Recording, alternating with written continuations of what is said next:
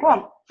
Welcome to everyone. For the webinar today, we're really excited to be able to bring to you the information, the content that our gifted and brilliant facilitators will share with you in a moment. For right now, I'm going to turn it over to Elaine Ikeda at California Campus Compact to give us a little overview of our partnership. Elaine.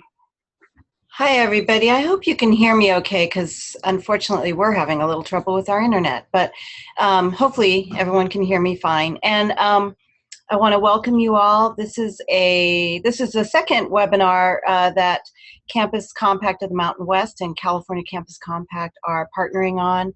I want to mention that we're in good talks nationally about launching a national series of webinars in the next year. So hopefully we'll be able to actually offer at least one, if not maybe even two, webinars every month in the coming year through the whole National Campus Compact Network. And that way we'll be able to offer you a lot more content, different topics, and both a combination of sort of philosophical kinds of discussions and also how-to best practice kinds of discussions. So today what we're going to do, I'm going to do a very brief introduction of our presenters and then turn it back over to Stephanie to do some logistical information. We figure there's still some people signing on, and so this will give them time to get fully loaded up. But today we're fortunate to have with us from Stanford University, Christy Lobo and Tom Schnaubelt. And Christy is the Director of Student Development and Leadership Programs at the Stanford Haas Center for Public Service. She previously served as Training Director and Acting Executive Director at Public Allies Chicago, a leadership development organization that prepares talented and diverse young adults for careers in public service. And then Tom is the Executive Director of the Haas Center for Public Service at Stanford University and also serves as the Assistant Vice Provost for Student Affairs there. He previously served as the Dean for Community Engagement and Civic Learning at the University of Wisconsin-Parkside, and I was fortunate to work with him for a few years when he was Executive Director of Wisconsin Campus Compact. So I'm going to let them, when they get handed over to lead the webinar, they can say more about their background if they wish. But I'm going to turn it over to Stephanie to make sure we're all good on some of the technical aspects of today's webinar. Great, thanks Elaine. As Elaine mentioned, this is a collaboration between California Campus Compact and Campus Compact of the Mountain West, where I am housed in beautiful Denver, Colorado.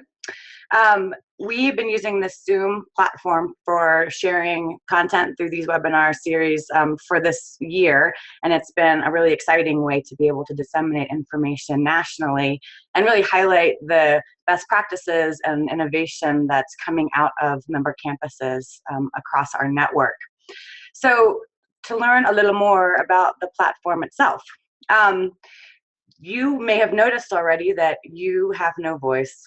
And we apologize for that. But everyone that calls in is in listen-only mode, and really that's to keep the conversation as uncluttered as possible as far as getting this content to you from the facilitators.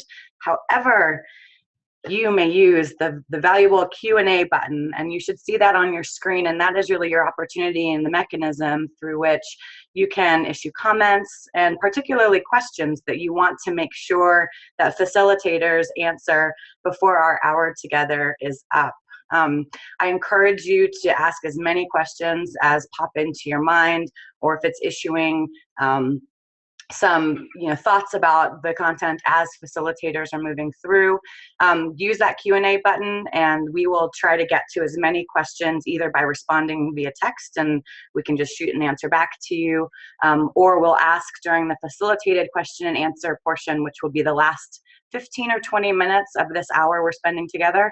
We'll make sure that those questions, as many as possible, get asked of Tom and Christy so that you get as much out of this as you possibly can. Following the webinar, we're going to be sending you guys 2 emails. One email will have the handout so that if there's something that is not fully seeable on your screen or you want to spend some more time cozying up to it at a later date, you'll receive these handouts along with a link to an evaluation for the webinar. I really encourage you to take the time to fill out the evaluation. It's not too onerous, but it provides us with a lot of good information that will allow us to continue to improve the webinar series. And particularly, as Elaine mentioned, if as we move toward introducing and spreading, sharing content more and more through webinars, we want to make sure that they're of utmost value to you. So please do follow the link when you've received the handouts and fill out that evaluation. If you're having challenges during the webinar today, you can email Janine Mason, who is here. I must say, this is her last day in the Campus Compact of the Mountain West office, so I am crying. I know Elaine was crying too. We all know, because if you've worked with or met Janine, you know that she's pretty much the best person ever. But for today, you can contact her and do it freely, because she's clearly bored in her office. And then following the this webinar, the second email you'll receive will have a link to the recorded webinar. We'll post it up to YouTube once we get it converted and uploaded and all that good stuff. So use that, share with your colleagues. It's content that we want for you to have and to disseminate as it fits your needs at your institution. I think that's all for going through the technical pieces. Again, use that Q&A button throughout the webinar. You don't need to wait till the end, and we'll mine through those questions as we receive them for the Q&A piece. So now, without further ado, I'm going to turn this over to get into the piece of the webinar that you really are here for, which is not me talking, but to hear from Tom and Christy, and they can go through the agenda and move us through. Take it away, Tom and Christy. Great, yeah. Hello, everybody. This is Tom, and I'm here with Christy. Let me just first say thanks to both Elaine and to Stephanie and Janine for basically allowing us with a platform to talk a little bit about our work. I'm going to say from the very beginning, this is kind of a work in progress. It's a pilot for us. Christy's actually been really helpful and instrumental in creating something that I think we've needed for some time, and we're hopeful that maybe after this conversation and this webinar that maybe some of you will be interested and want to help pilot this with us. And we'll talk a little bit more later about what next steps might be if you're interested in that. So yeah, just to quickly review the agenda after the welcomes and introductions, and I think Elaine did a fine job of telling you who we are, so we won't spend any more time on that. We are going to say a little bit about the Haas Center, mostly, and I will tell you, I spent my years at Campus Compact exposed me to a lot of great work that happens across different campuses. This is not to brag about what our campus is doing. It's really just to provide people with a little bit of context so that you understand where the public service pathways concept came from. We'll talk to you a little bit about the history and evolution of the pathways of public service that we're currently using. Christy's going to share more about the online diagnostic tool, and then we'll both kind of field or talk a little bit about some of the potential uses we have for this, and then open it up for the questions and answers. So that's a little bit about what's going to happen over the next half an hour or so. So yeah, the Haas Center really got its start in 1985. Our mission is basically to create a more just and sustainable world. Like many of you, we do that by engaging in service, community partnerships, and we do that through scholarship as well. Also, like you, our work is really compelled by what we see as an important facet of higher education, which is really about building democratic engagement, civic engagement, engaging our communities in more real ways. We think that it's essential that universities and colleges play this role. And we also want to tap into that special commitment and time of life of optimism and eagerness for young people to really get engaged and form those habits of outstanding citizenship. So we're hoping that our work is really helping students to find their own pathway and to deepen their commitment.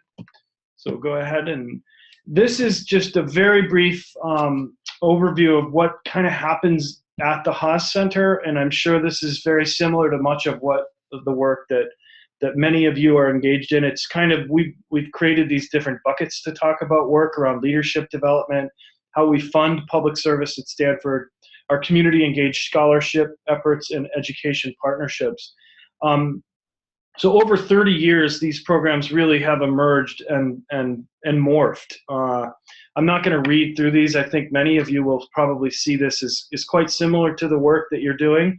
I will point out that one of the newer pieces for us is the Graduate Public Service Fellowship Program, which is we've now in the third or fourth year of a new program. Haas has traditionally been focused almost exclusively on undergraduates, and we're now doing some work around a graduate student cohort.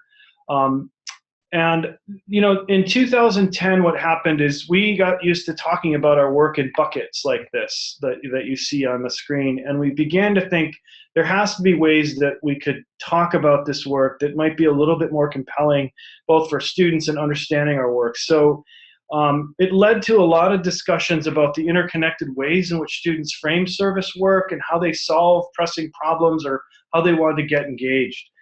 So Stephanie, if you'll move to the next slide.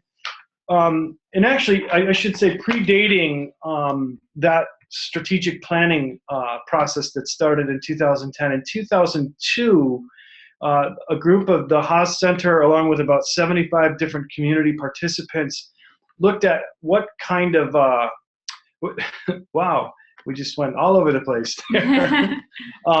What we wanted to do is really raise awareness about the university's responsibility to communities and deepening the development of civic identities and values with students. And what emerged was a process where we came up with these then 9, but now 7 ethical and effective service principles.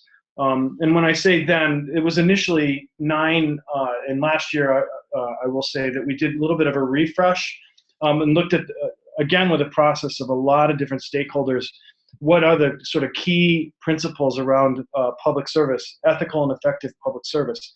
That isn't to say that we got less principled, it's just that we changed some of the wording and we merged some, because 9 was just too many for many people like me to remember, but 7 seems to be just the sweet spot. I'm not going to review these, and we'll be sending in a handout, sort of a document that outlines these in more detail. But what this has served as is really a foundation and a roadmap for our own program design and implementation. It's helpful with the service learning courses that we're facilitating, and also in advising and training student leaders. There is more information about our ethical and effective service principles online. I do want to point out a couple of general assumptions. One is that these principles are actually applicable to all parties that are involved in the public service related activity. But the language in our principles is really directed at students and the student role and the student experience. And when we say service initiative when we talk about service, we're really broadly defining that to refer to any activity that falls within the pathways that you'll hear about in a second. And then also the community partner in our mind, when we're talking about community partner, really refers to any national, local, global, individual organization that partners with our students in service, in a service and learning endeavor. And again, you can find out more about how we talk about community partners, how we define different kinds of community partnerships on the Haas Center website. The last thing I'll say is that these are not listed in any kind of priority, or this is not like you move from one to another of these principles. They're actually interconnected and they're all equally valued. So Stephanie, if you can move us to the next slide. So the kind of heart of what we wanted to talk about today are these principles, or I'm sorry, the pathways of public service, which if we think about the work at the Haas Center, we think about principles and pathways being kind of the twin engines. Those of you that remember, Harris Wofford used to talk about the twin engines of national service. These are the twin engines of public service here at Stanford. The pathways, we really have 6 of them. And I just want to start out by saying very explicitly that we're aware that every typology breaks down at some point. There's no perfect typology around public service. A great example is that we always get into is, what's the difference between policy and activism? And there is a difference, but there's also an interesting gray area where the two merge very, very clearly. But how these were developed, again, we reviewed other campuses, what they were having. I often cite the Minnesota Social Change Wheel that had, I think, 21 or so different wheels of activities around social change. We did some literature review, but honestly, most of this is from our staff's own experience working with students around these are the ways in which students typically wanted to engage in public service. So, a really good example is that you'll see a slide later on where Social E wasn't a part of this. It wasn't initially one of the pathways, but very early on, students kept saying, hey, where is social entrepreneurship in this? And so rather than sort of say, well, social entrepreneurship will be a part of some place else and we're going to send you off or we're just going to ignore it, we intentionally included it in later iterations of the pathways. The pathways themselves are actually designed to articulate a more expanded concept of public service.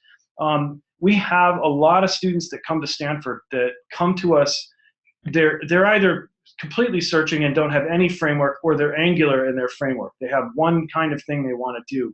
And so our goal with this is to actually expose them to a broader framework for social change that we think is really necessary. Here again, the pathways as listed, and you can see it's sort of this little chaotic diagram. These arrows aren't intended to really convey anything other than chaos. There's not a linear relationship or a developmental relationship in any of this. We do not ascribe to this notion that we're going to move somebody from one developmental pathway around these social change things to another. So you don't move from, say, policy and politics to activism and ultimately find yourself at the Valhalla of public service and direct service. That's not at all how we frame this. You don't graduate from one to another. Here, the public service pathways are also, all of them can be done at a very local level, all the way through a global or international level.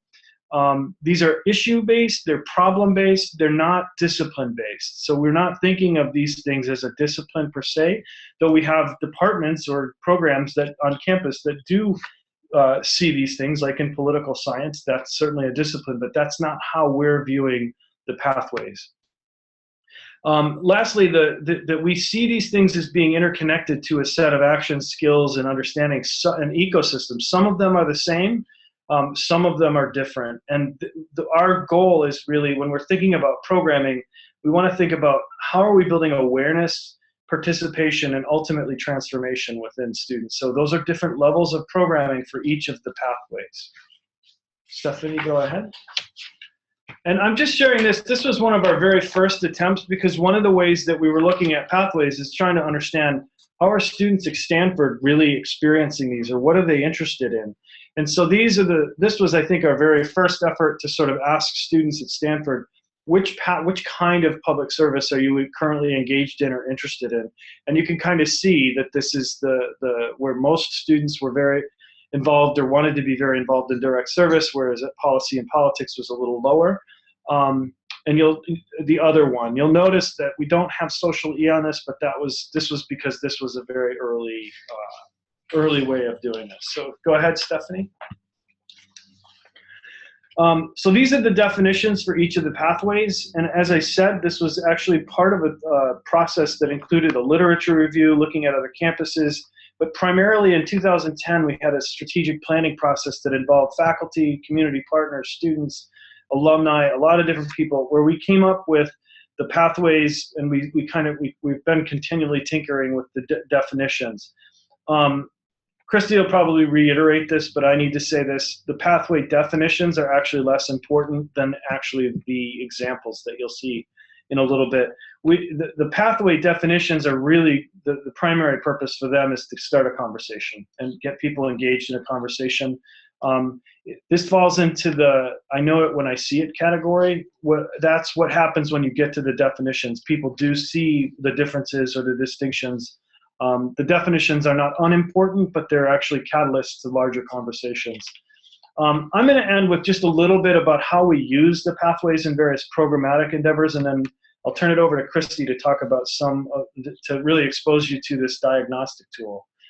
one of the things that we do with the pathways is we have workshops around the pathways. And so just a quick description of one of the workshops is that we will print off about us pages on some prototypical organizations in these pathways. So for instance, Greenpeace in activism will print out their about us page, or the Hewlett Foundation for philanthropy, or our Stanford and Government organization for public policy and politics.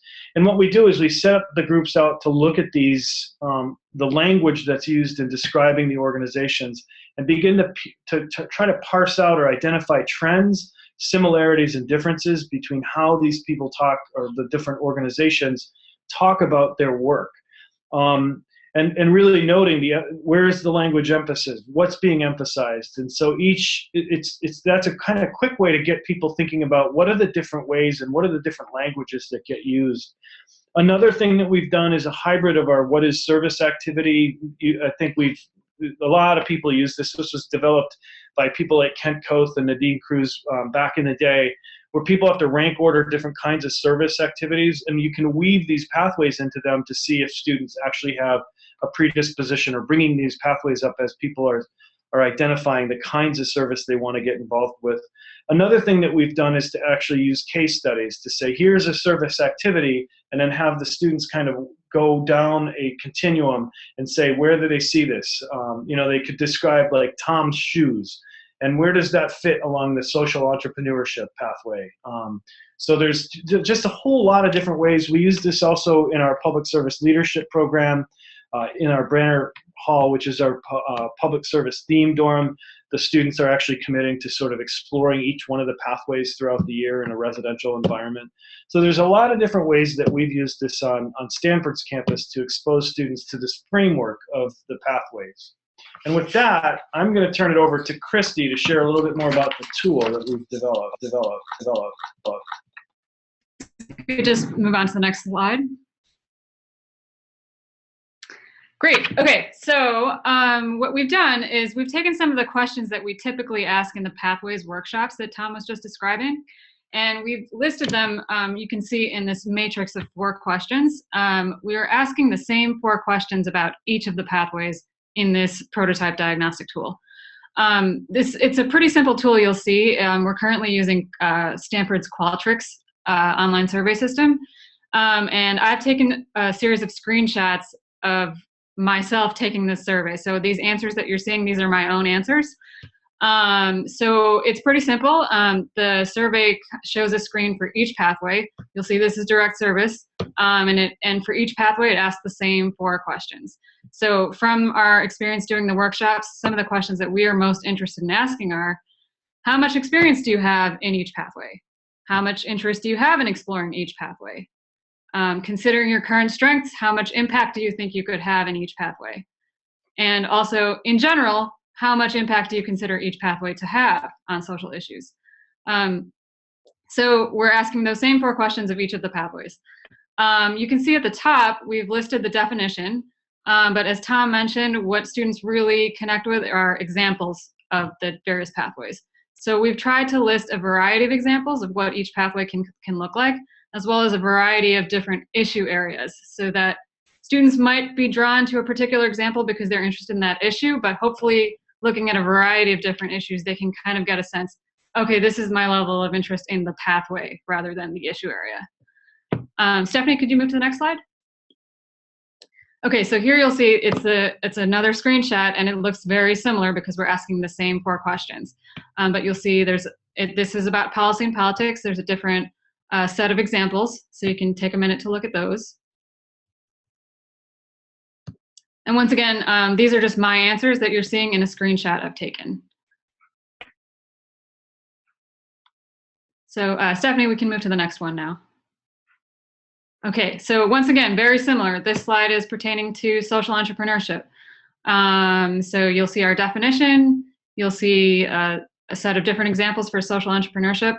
Once again, we try to hit a bunch of different issues that students might be interested in, and a bunch of different forms that this category of service might take. And then these are my answers that you're seeing.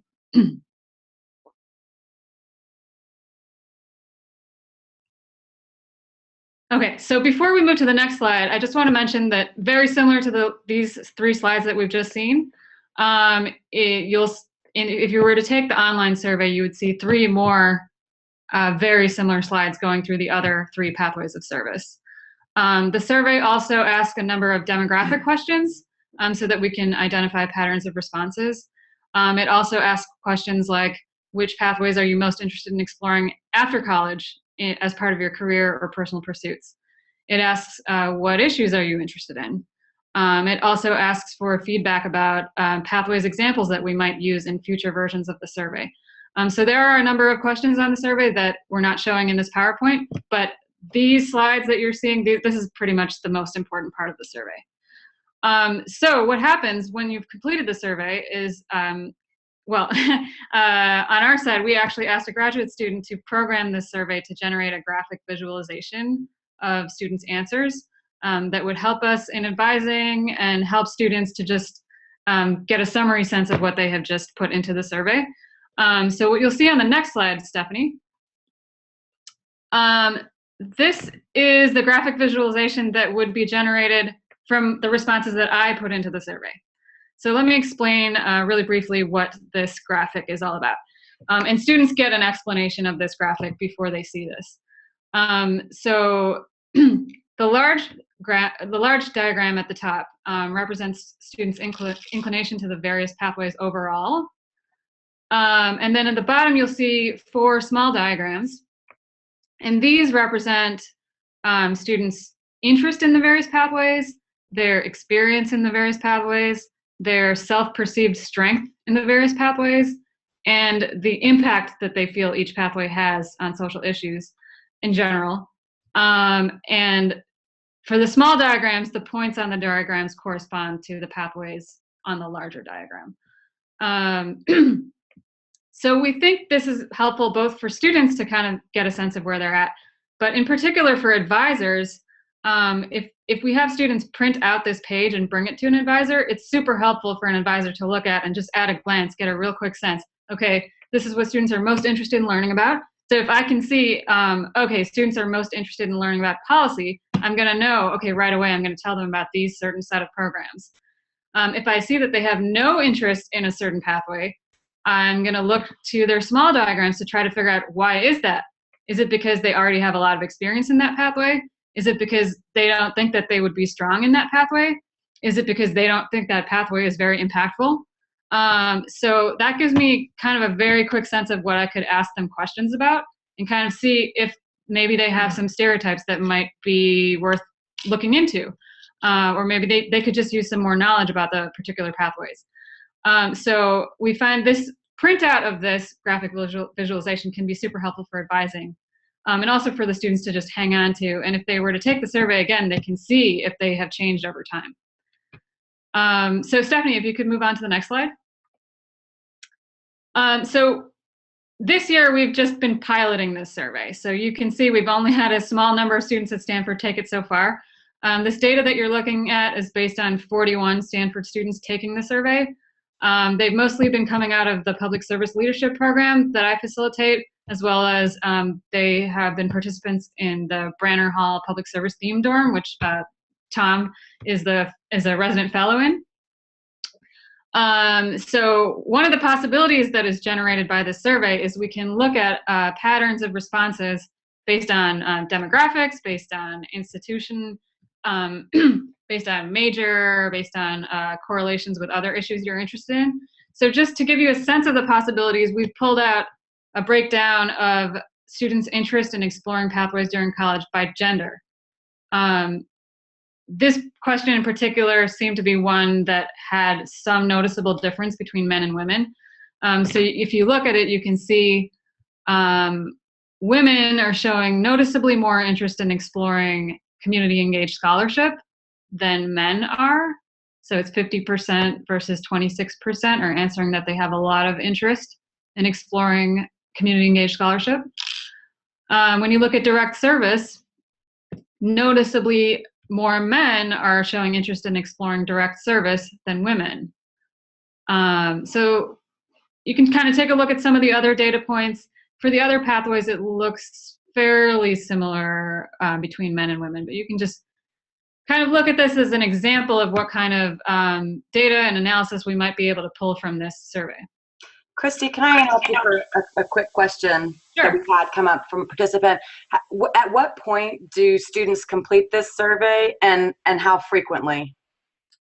Okay, so we've just been piloting it this year. So what we've done this year is we've had students take the survey towards the beginning of their participation in the leadership program and in the Branner Hall Public Service Theme Dorm. In the future, we envision the possibility of having them do it in a pre-post fashion. We have not done that yet. And so I don't know if you want to add anything to that, Tom? No, I think we'll do that. I mean, so Christy's in the second quarter of a 3-quarter program with the Public Service Leadership Program, and we are planning to give this to the residents in Branner Hall that are participating in the theme as a pre and post, so that we can kind of look to see what happens to the residents as they explore these pathways in greater detail. The other thing I want to just mention, I should have done this at the very beginning. We've been piloting with a small number of institutions, and one of them that is the most actively piloting this with us is St. Mary's College of California. So across in the East Bay, Marshall Welsh and his students are actually also taking this. So the other piece that could be a part of the analysis is to look at different institutions to see if there's differences with how students at various institutions are interested in what pathway.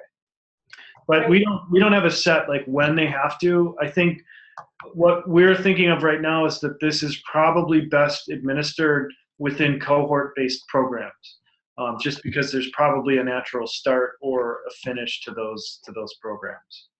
So a follow-up question there, and we can, just so we can disperse these interesting Q&A moments throughout, is if you can talk a little bit, I mean, you've mentioned a lot about student advising and using this as a tool for that. Can you talk a little bit about the relationship the Haas Center has with academic advising? And then similarly, does Stanford have a civic engagement or service requirement for graduates that this is tied into in any way? Okay. So in terms of the academic advising, Haas Center doesn't have a formal relationship with the academic advisors. I can say that a lot of our staff actually serve as pre-major advisors. So in the freshman and sophomore years, the staff are actually involved in advising. And sometimes the group that oversees that identifies students that are sort of predisposed to some form of public service and gives them to us. But to be quite honest, I've been hopefully trying to convince them not to do that, because we want sort of more of a general pool. But we have the staff at Haas actually teach courses, so academic advising is kind of baked into some of those classes and some of the courses that are offered through the Haas Center. What was the second part of that question, Stephanie? It was just if there was a service requirement that all graduates have that this was tied to in some way. Yeah, no, there isn't. And I will tell you, we at Haas, if we wanted to see the Haas Center go away very quickly, we would push that. And it just isn't gonna, it's not part of the culture of Stanford to try to require things. In fact, the 2012 study of undergraduate education at Stanford was really almost predicated on the desire for students to have more flexibility and fewer requirements to explore. So it would be counter-institutional for us to do that. Now, where we do advocate is actually for maybe obviously programs to consider where like service could get baked into a major or into a particular concentration. And we have concentrations that have that. Like there is a public service history track that has a required service learning component. The students in the human biology major have a 400-hour sort of internship requirement. The Center for Comparative Studies of Race and Ethnicity is very active. They have a core course in their major is actually a course that's a service learning course, so that they're requiring it as part of that course. But no, there's no institution-wide requirement. Great. We have a couple of other questions, but Christy, why don't you keep going and I'll just intersperse them and surprise you. Well, let's see. I think we could just move on to the next slide. And actually, on this slide, this is a great space to take more questions. We've just put on this slide some ways that we think that we could use the survey. So just to throw out there really quickly, I talked about some of the ways we think we could use it, the survey in advising. For program development, we can look at the data and see, okay, well, if students are most interested in these 3 pathways, we need to make sure our programming is very strong. Or conversely, we could look at it the other way and we could think, we need to bolster the other 3 pathways that students are not showing as much interest in. But, that would be an easy way to look at it for program development. And then we've listed some different ways we could use it for research. But really, we want to use this slide as a way to launch a conversation or take any questions that people have about possible ways to use the survey.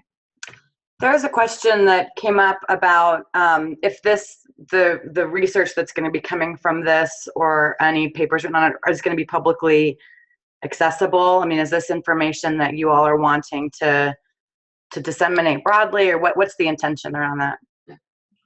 Well, yeah, we would invite people who want to be a part of this to be a part of that research collaborative as well. Christy's actually moved through the institution review board process already for the survey, so we've kind of cleared that hurdle. I hope it's clear that what we're doing this year is really prototyping and just piloting this, that we're actually hoping to have a larger set of users for the survey for next year. That, yeah, of course, if we were going to be publishing materials based on different institutions, we would certainly want those that are interested in exploring the questions that could potentially be explored, which is the research. The questions that you see on the screen, the research questions, are just the tip of the iceberg about some of the questions that might that people would want to be using this data for. We have there's an interesting group on campus that's the John Gardner Center for Youth and their communities here, where they have a common data set. It's a local data set that everybody that participates in it has access to that data, but nobody else does. So, and that could be something that we have here, is that the groups that are participating would actually have access to the data. And I think long term we'd have to have conversations about, are you just getting your own school's data, or do you want multiple schools to, and that would not, we wouldn't do anything with that data without the permission of everybody that's involved in the study. Great. We have another question, actually from Emily Shields, asking how you feel like this could be used to generate more interest from students, like particularly in the areas of advocacy and public policy, or areas where there seems to be less interest. And in her words, as we need more help as a democracy. So are there ways in which it could be a proactive tool in program development that you guys have thought of or are thinking of doing? Yeah, so I look at that graphic visualization as a real help for that, because if I see that a student has a low interest in policy, I'm going to look to the small diagrams on that graphic visualization to figure out why is that? Is it just because they have no experience? Is it because they, for some reason, think they wouldn't be strong in that particular pathway? Is it because they have some kind of preconceptions about the pathway itself? Do they think that pathway is not impactful? Or do they think it's for certain kinds of people or something like that? They might have some kind of preconceptions that I might be able to resolve through conversation with them. So I think I could remedy that a lot in one-on-one advising. I don't know if you want to add to that. Yeah, I absolutely agree. There's going to be easy ways to actually compile whole cohorts of information so that you could see, like, does this cohort have a sort of shared predisposition for one pathway over another? And that what we could be looking at is successive cohorts of, like, if they're low in public policy and politics, what kind of speakers might we want to get? What kind of people what programming could we do that might catalyze more interest? I don't see this, I see this as a tool that both alerts us to, this is that cohort as a kind of group, a little bit of the predisposition so that we can do the programming. So I think Emily's question is right up the alley of the second bullet point on the slide, which is program development. We see this as a real tool for the Haas Center, whereas before we were just kind of like, hey, what should we do this year? What kind of programming? Who should we bring? we can now do something that's a little bit more data driven about where do they have interests, or where do we see they're lacking, like in strengths, their perceived strengths, so that we can definitely do more programming around.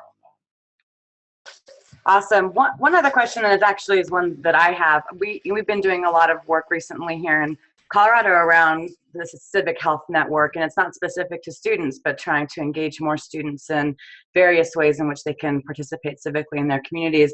And time and again, what seems to come up is that there is a concrete need for skill development in some of these pathways that students just may not have. And I'm wondering if, as you look at the interest in or aptitude for some of these pathways, how you're thinking about providing some of that support to students to develop skills in some of those areas so that they can actively move forward in those pathways.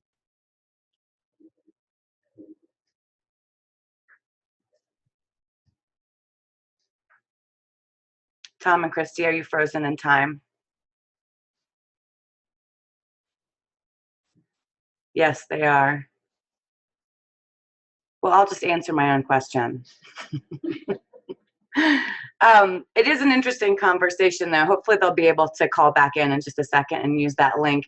And I'm curious if there's anyone else that is on the call. Let's see. There you are. Okay. Hi. So did you guys hear the end of that question, or were you frozen in time before I finished? No, I don't think we heard the end of the question. Sorry. Okay, really, it's looking or asking about, you know, what's your thinking about providing some of the sort of concrete skill development for some of the pathways where, for example, around advocacy and public policy, or even around direct service, where students may really need some intensive skill development before they're able to successfully go. I mean, where that may be a barrier. What is the plan for that for you all? Or how are you using this tool for that purpose? Well, I think some of it is actually just built into that we're already doing through various workshops. Like Christie's unit has a series of workshops that they do on various skills. It could be about communicating for change, or how to run effective meetings, or those kinds of things that we do just as a kind of routine. We come up with a set every quarter and provide them. You know, I'm sure at other campuses it's not different. Activism right now has been a big one, just given Black Lives Matter, the 68 here at Stanford, divestment issues, both divestment from fossil fuels and from Israel. So there's been a lot of, like, we've done a workshop recently where we invited Hardy Merriman from the International Center for Nonviolent Conflict. We've had people from the Aimless Network, Ernie Cortez. We've had people, obviously, on the community engaged scholarship front. We bring in people from all over the country, and actually some of our own faculty come and talk about their engaged scholarship. So we do workshops like that. But again, to date, we haven't really based those on data. They've just been like, hey, this is good. We should do this. And now it's like, let's look at where students are kind of leaning, or where their strengths, where we can see, at least self-identified, they're saying, oh, we need more in this area. Does that answer your question, Stephanie? Yep, that's great. Speaking of faculty, let's talk about those folks for a moment, shall we? We had a question about folks interested in how you think they're understanding this approach, and if these are easily connected to courses and curriculum, how that integration has been going. Yeah, that's a good question. I think some of the faculty think of the pathways as their discipline. Like I was saying, there are faculty that think of it's public policy and politics. This is my discipline. Probably fewer at Stanford thinking of engaged scholarship that way, but definitely philanthropy, public policy, and politics. There are some activism courses on campus. We don't have any direct service courses. I mean, that's really kind of the sort of bailiwick of what traditionally has been the Haas Center. We have faculty co-directors that have actually been instrumental in helping us create this tool and promoting it, but we don't have any courses that are actually doing this, using this specific rubric around social change, though I and one of the other faculty or one of the other staff at Haas will be teaching a course next year in the public policy department called Ethics and Politics of Public Service, and we're gonna build this into that course. So I don't know. To be honest, we haven't taken this to faculty and said, "Oh, would you use this in a course or would you teach to this?" This is really more the Haas Center's kind of effort to provide a little bit more substance and framework around the work that we're doing with students, and we're also using this to kind of it's interesting. We hear about the pathways now from students who are involved in a bunch of different majors because they're coming through our doors. And I think that having the framework has been super helpful in talking to people around campus about our work too, because many people looked at us and said, "Oh, go to Haas Center and do the tutoring." They do the tutoring. I bet that doesn't happen anywhere else. But we had that problem, and this has helped kind of with that, of having people understand the sort of broader tent, the bigger tent of our work. Great. We're going to move on and talk a little bit about community partnerships and how this has been helpful for you all, or how you've been working with community partners for this. So the first question is really around, how have you worked with community partners in development of and implementation of the framework, and has it helped at all in your campus and community partnerships between the Haas Center and whoever it is you're working with? Has it been a tool in that regard? It's interesting.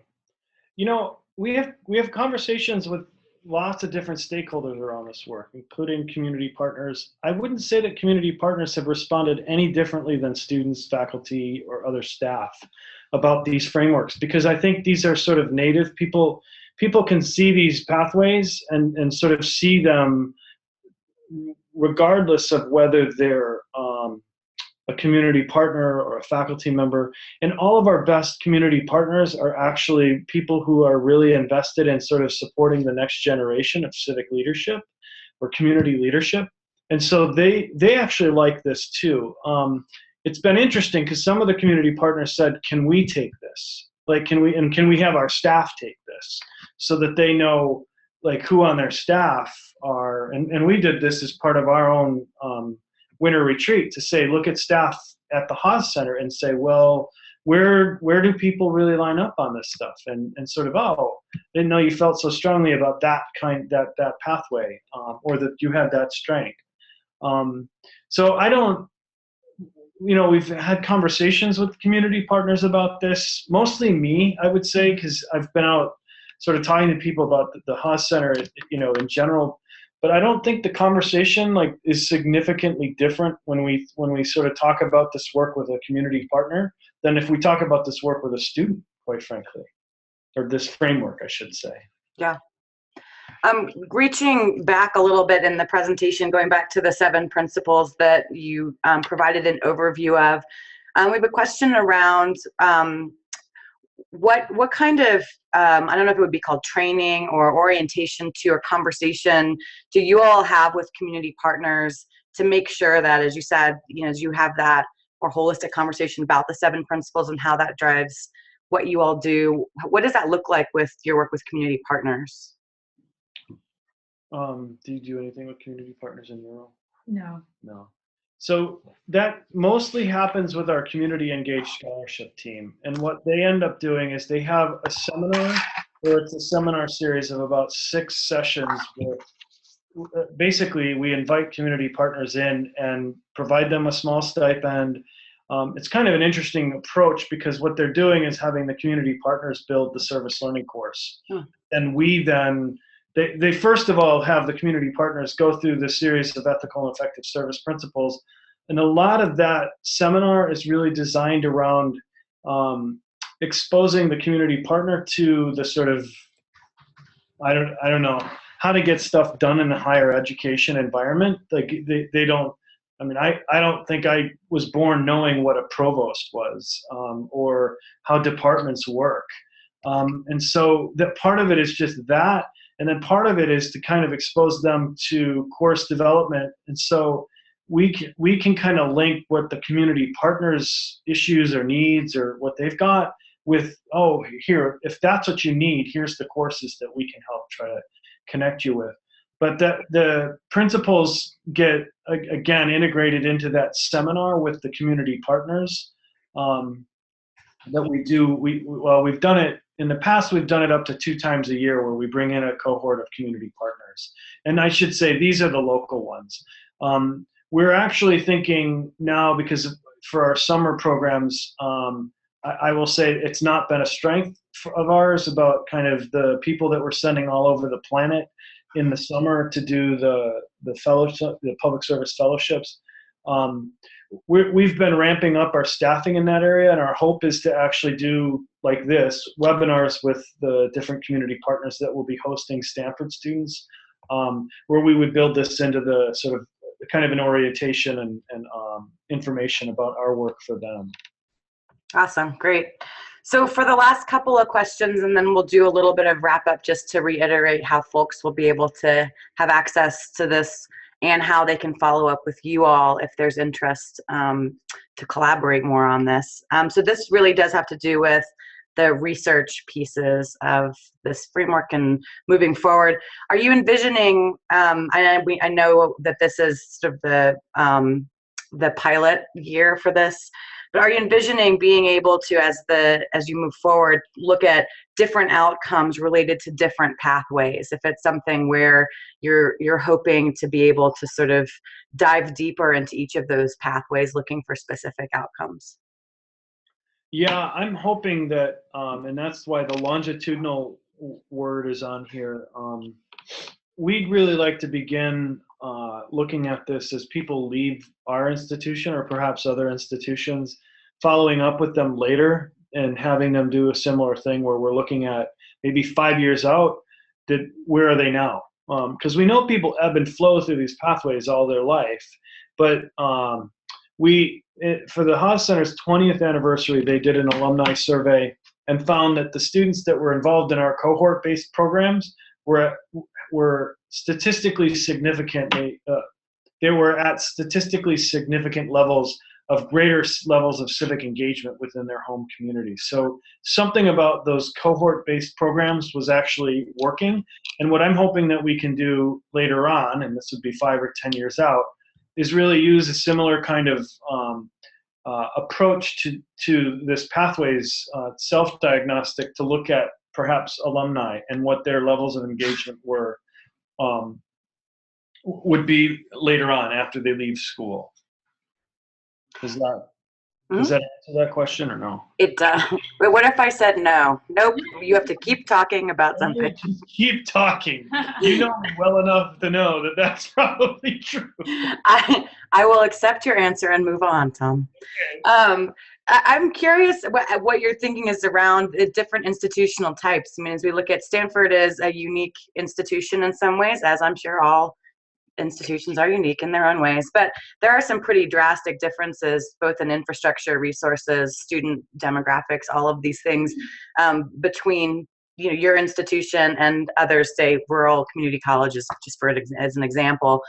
And if you feel like and are looking for participation, if this framework seems like something that would be appropriate across institutional types, or if you see that there are any areas in which it may need to be adapted to be able to serve the same purpose but at a different college or university.